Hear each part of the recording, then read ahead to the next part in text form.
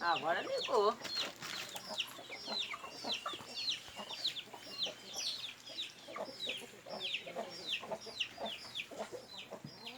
Você dá um tapa no telefone, tu vai ver.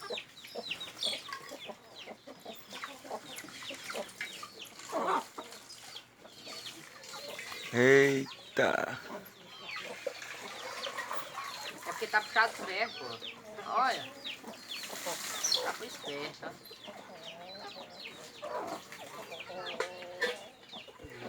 Assim, só ver se não vou deixar porrada nessa cabeça.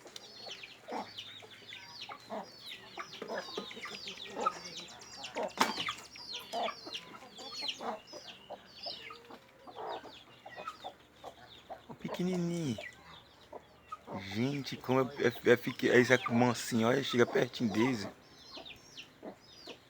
Ele sabe onde é que ele pode vir. Olha só. Aonde sabe que é. Que ninguém machuca eles, né? E fica tranquilo.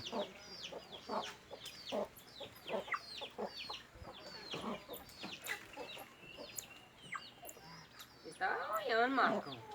Acabou não. Tem mais banana pra eles aí dentro, aí em cima. Aí, ó. Vai tomar Deixa eles comer.